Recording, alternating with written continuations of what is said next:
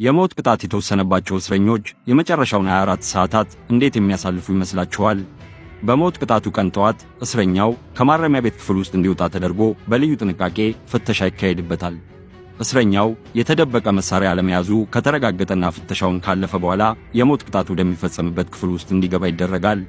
በዚህ አጠቃላይ ፕሮሰስ እስረኛው ራሱን ለማጥፋት ወይንም ለማምለጥ እንዳይሞክር ከፍተኛ ልምድ ያላቸው የጥበቃ ሰራተኞች ሁኔታውን በጥንቃቄ ይከታተላሉ። ቀኑ ሲያረፋፍድ እስረኛው ምግብ እንዲመገብና የፈለገውን የቤተሰብ አካል እንዲገናኝ ይደረጋል።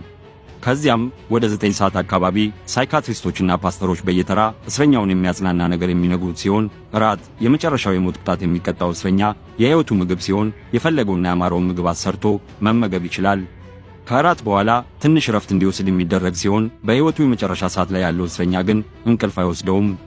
ከሞት ፍርዱ 2 ሰዓታት ቀደም ብሎ ቤተ ዘመዶች፣ የቅርብ ወዳጆችና የሚዲያ አካላት እንዲሰባሰቡ የሚፈቀድ ሲሆን ከፍርዱ 1 ሰዓት በፊት እስረኛው በፍርዱ አልጋ ላይ እንዲተኛ ተደርጎ ፍርዱን እንዲቀበል ይስተካከላል። የሕክምናና የተለያዩ መቆጣጠሪያዎች ባሉት በዚህ አልጋ ላይ የተኛው እስረኛም ይህችን ዓለም ተሰናብቶ በደም ስሩ ውስጥ በሚረጨው መርዛማ ኬሚካል አማካኝነት ቀስ በቀስ ሕይወቱ የሚያልፍ ይሆናል።